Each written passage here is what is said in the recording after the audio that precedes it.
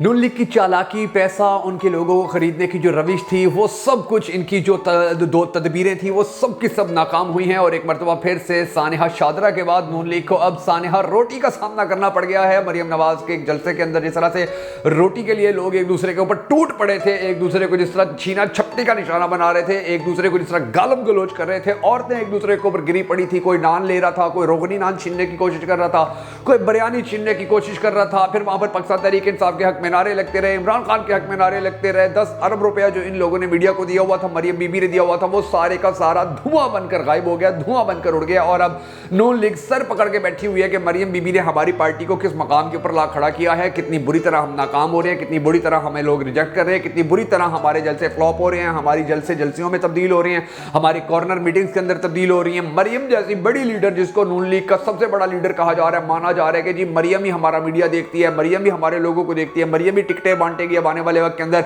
मरियम ही खवातीन को सबसे ज्यादा सपोर्ट कर रही है, वो इतनी बुरी तरह फ्लॉप हो रही है, इतनी बुरी तरह नाकाम हो रही है कि नवाज शरीफ का नून लीग का इससे पहले इतने बड़े पैमाने के ऊपर सवाल किसी ने नहीं देखा था, नून लीग के अपने रहनुमाओं ने भी नहीं देखा था। और यही वजह है कि अब ट्विटर के ऊपर भी नून लीग के अपने रहनुमा जो हैं वो मरियम बीबी के ऊपर तनकीद करते नजर आ रहे हैं कि इसने हमारी पार्टी का बेड़ा गर्क करके रख दिया है। नवाज शरीफ को अब ये मशवरे दिए जा रहे हैं कि जी आप वापस हरगिज मत आइएगा, क्योंकि अब जो सिचुएशन हुई है सानेहा शादरा के बाद, अब जो सानेहा रोटी हुआ है मरियम नवाज के जलसे के अंदर, जलसा भी नहीं बल्कि जलसी थी, उसके अंदर ये पेड़ लोगों को बिठाते हैं, पेड़ लोगों को लेकर आते हैं, पाकिस्तान टेलीविजन का वहां पर नुमाइंदा आ जाता है, कुछ और छोटे मोटे चैनलों के नुमाइंदे आ जाते हैं, उन सबको ये वहां पर लेकर आते हैं, लालच दे के लाते हैं, पैसों का लालच दिया जाता है, 1 to 5 का लालच दिया जाता है, रोटी का लालच दिया जाता है। और मरियम के जलसे के अंदर भी यही बार बार ऐलान किया जा रहा था कि जी आप लोग आराम से बैठे, आप लोग इत्मीनान से बैठे, अभी बहुत जल्द आपके लिए खाना तैयार हो रहा है, आपको बहुत जल्द खाना यहाँ पर सर्व किया जाएगा। मरियम की जैसे तकरीर खत्म होगी, खाना शुरू कर दिया जाएगा, रोटी खोल दी जाएगी। और फिर देखने में ये आया कि पाकिस्तान की तारीख के अंदर पहली मर्तबा ऐसा हुआ कि पाकिस्तान की जो पुलिस थी, जो पंजाब पुलिस थी, वो मरियम बीबी या उसके रहनुमाओं को, कारकुनों को सिक्योरिटी देने के बजाय रोटी को सिक्योरिटी दे रही थी। यानी कि पुलिस की ड्यूटी लगी हुई थी रोटी के ऊपर, लंगर के ऊपर, कि भाई यहां पर कोई बंदा ना आए जब तक मरियम बीबी की तकरीर खत्म नहीं होती है, और उसके बाद लोगों को रोटी खाने की परमिशन दी जाएगी, खाने की इजाजत दी जाएगी।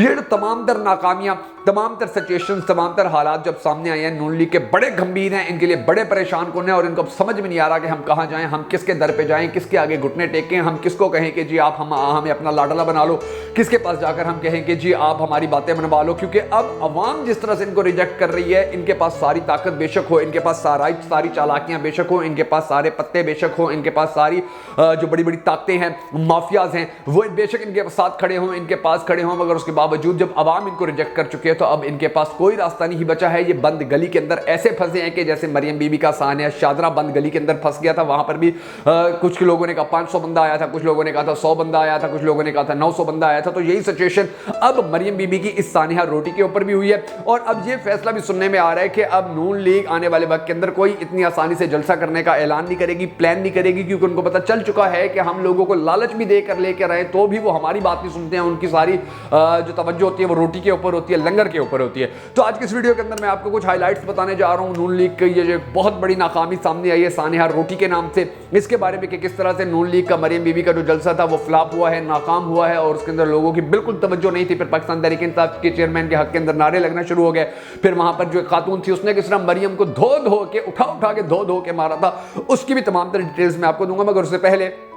हम सबको अल्लाह तबारक व तआला के हजूर गिड़गिड़ाकर ये दुआ करनी है कि हमारे पाक परवरदिगार हमारे मुल्क के हालात के ऊपर रहम फरमा, हमारे मुल्क के हालात को बेहतर कर, पाकिस्तान का अगला वज़ीर आज़म उस शख्स को बना के जिससे ये पाकिस्तानी कौम बड़ी ज्यादा मोहब्बत करती है और वो भी पाकिस्तानी कौम से बड़ी टूट कर मोहब्बत करता है। अगर आप भी हम सबके साथ मिलकर इस दुआ के अंदर हमेशा की तरह शामिल होना चाहें तो कमेंट सेक्शन के अंदर आमीन जरूर लिख दीजिएगा। और अगर अब तक आपने हमारे यूट्यूब फेसबुक चैनल को सब्सक्राइब नहीं किया है तो जरूर कर लीजिए, और बेल आइकन प्रेस करना हरगिज मत भूलिएगा ताकि आपको हमारी तमाम तर वीडियोस बर वक्त मौसूल होती रहें। मैं हूं शकील हैदर और आप देख रहे हैं आपका मोस्ट फेवरेट चैनल बगा फैक्ट्स। नाज़रीन अगर इस वक्त सिचुएशन ये है कि पाकिस्तान के अंदर जो नून लीग ने मुसलसल ऐलान करने का सिलसिला शुरू कर रखा था, जी नवाज शरीफ वापस आ रहा है, वो वापस आकर पाकिस्तान के हालात बदल देगा, वो वापस आकर महंगाई खत्म कर देगा, बिजली सस्ती कर देगा, पेट्रोल सस्ता कर देगा, डीजल सस्ता कर देगा, अब उनके इस महान लीडर की वापसी ही बड़ी मुश्किल नजर आ रही है, क्योंकि शहबाज शरीफ उनको मशवरा दे चुके हैं। सानेहा जो लाहौर के अंदर जो इनका जलसा हुआ था, जो जलसी के अंदर कन्वर्ट हुआ, और उसके बाद फिर वो कॉर्नर मीटिंग के अंदर कन्वर्ट हुआ था, सानेहा जो शादरा था, उसके बाद शहबाज शरीफ ने उनको कहा कि जी आप पाकिस्तान वापस ना आइए, क्योंकि पाकिस्तान के अंदर अभी आपके लिए हालात बिल्कुल नॉर्मलाइज नहीं हो सके हैं, अभी आपके लिए पाकिस्तान के अंदर हालात बिल्कुल ठीक नहीं हो चुके हैं। और हम देख रहे हैं कि जिस तरह से नवाज शरीफ की वापसी के लिए पूरे मुल्क की नून लीग को इकट्ठा करने की कोशिश की जा रही है और कहा जा रहा है कि जी हमारा लीडर वापस आ रहा है, आपने उसके लिए जलसे के उसके इस्तकबाल के लिए जाना है। तो हम देख रहे हैं कि कोई इतनी बड़े पैमाने पर जितने ऐलान किए जा रहे हैं, उतनी ही छोटी कॉर्नर मीटिंग्स की जा रही हैं, उतने ही छोटी मशावरती इजलास किए जा रहे हैं, उतने ही छोटे वहां पर फंक्शन किए जा रहे हैं। इनके अपने मरकजी रहनुमा राणा सनाउल्लाह को देखें हर जगह से गायब है, ख्वाजा आसिफ को देखें हर जगह से गायब है, इससे ख्वाजा आसिफ के अलावा जो ख्वाजा साद रफीक है उनको देखें हर जगह से गायब है, तलाल को देखें हर जगह से गायब है, इसी तरह आबिद शेर अली को देखें हर जगह से गायब है। यानी कि इनके रहनुमा कहीं पे भी नजर नहीं आ रहे, चाहे फैसलाबाद हो, लाहौर हो, पिंडी हो, इस्लामाबाद हो। और इनके जो कारकुन हैं उनके वो तो पहले भी नहीं थे, अब भी नहीं है, तो लिहाजा अब इनके लिए बड़ा मुश्किल हो गया नून लीग के लिए ये सोचना, ये करना कि किस तरह से हम अपने कारकुनान को इकट्ठा करें, किस तरह से हम अपने रहनुमाओं को इकट्ठा करें, क्योंकि इनके आपस की फसाद, यानी कि अब नून लीग के अंदर आप ये जानते ही हैं कि दो ग्रुप बने हुए हैं, एक हमजा शहबाज का ग्रुप बना हुआ है, एक मरीम बीबी का ग्रुप बना हुआ है। और इन दोनों की ये कोशिश है कि हम आने वाले वक्त के अंदर अपनी पार्टीज के लीडर बने, और इनकी आपस की इसी तू तकरार के नतीजे के अंदर नून लीग जो है मुकम्मल तौर पर तितर बितर हो चुकी है। अब हुआ यह है कि नाज़रीन गिरामी, उमर दराज गोंदल हैं, एक पाकिस्तान के बड़े मायना सहाफ़ी भी हैं, एंकर पर्सन भी हैं, व्लॉगर भी हैं। वो गए उस जलसे के अंदर जो मरियम बीबी कर रही थी, और उन्होंने वहां पर सब कुछ दिखाया कि आधे से ज्यादा कुर्सियां खाली पड़ी हुई थी। और दिलचस्प बात आप ये देखिए कि नून लीग की चालाकी है ना, ये चालाकियां करते हैं,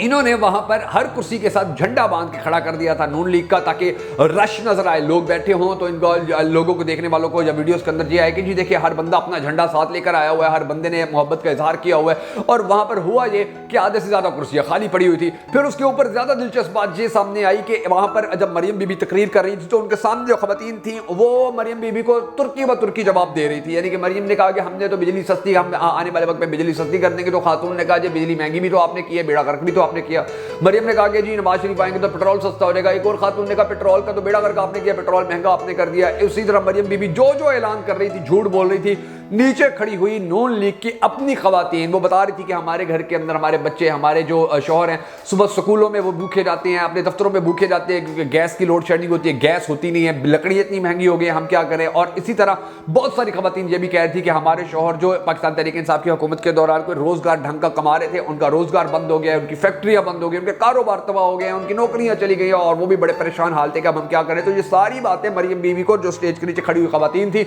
वो बता भी रही थी, कह भी रही थी, और वो नारे भी लगा रही थी पाकिस्तान तहरीक इंसाफ के। अच्छा, इसके बाद अब ये उमर दराज जो गोंदल थे, फिर ये सारी हकीकत दिखा रहे थे, सारी हकीकत बता रहे थे। ये बता रहे थे कि ये देखिए आधी कुर्सियां खाली पड़ी हैं, ये देखिए जी लोग लंगर के लिए लाइन बनाकर खड़े हुए हैं, खाने के लिए ये टूट पड़ने के लिए बेचैन होकर खड़े हुए हैं। उन्होंने फिर अंदर के हालात दिखाए कि किस तरह से जो टेबल थे वो खाली पड़े हुए थे, और फिर बार बार ये तसल्ली करवाई जा रही थी, बार बार ये यकीन दहानी करवाई जा रही थी कि जी बहुत जल्द अभी मरियम बीबी का जो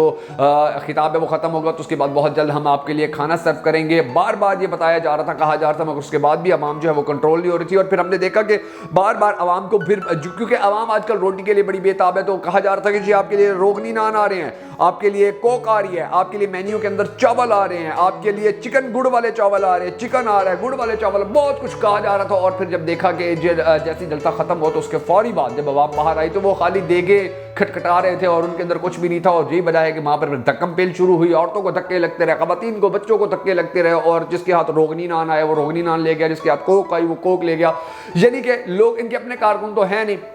वो लोग के जिनको ये पैसे देकर लेकर आते हैं, या वो लोग के जिनके बारे में जिनको ये कहते हैं कि जी आप आइए हम आपको पेट्रोल भी देंगे, आप आइए हम आपको नौकरियां में आने वाले वक्त के अंदर देंगे, या पैसे देकर जो लोग लाते हैं, तो उनका तो ये कभी भी माइंड सेट नहीं होता। वो कौन सा कारकुन होते हैं, उनको तो यही फिक्र होती है कि रोटी खानी है हमने, और जैसे रोटी खोलेगी तो हमने रोटी के ऊपर टूट पड़ने। और ये वजह है कि मरियम बीबी जब खिताब कर रही थी तो आप वीडियोस देख सकते हैं कि कोई भी बंदा, कोई भी खातून मरियम बीबी की बातें नहीं सुन रहा था। वो आपस में मस्त गप्पों में बैठे हुए थे, या वो जो देगे हैं उनकी तरफ देख रहे थे, या ये फिक्र कर रहे थे, टाइम देख रहे थे बार बार कि कब टाइम खत्म होगा और कब हमें रोटी मिलेगी। तो ये जो तमाम तर मामलात थे, अब इन तमाम तर मामलात के अंदर एक मरतबा फिर से नवाज शरीफ की जो वापसी है वो बड़ी ज्यादा मुश्किल हो गई है। और देखने ये कहने वाले वक्त के अंदर अब मरियम नवाज शरीफ अपनी पार्टी को मजीद मजबूत करने के लिए और किस तरह कामयाबी हासिल करने के लिए कौन कौन से इकदाम उठाती है, कौन कौन सी चालाकियां करती है।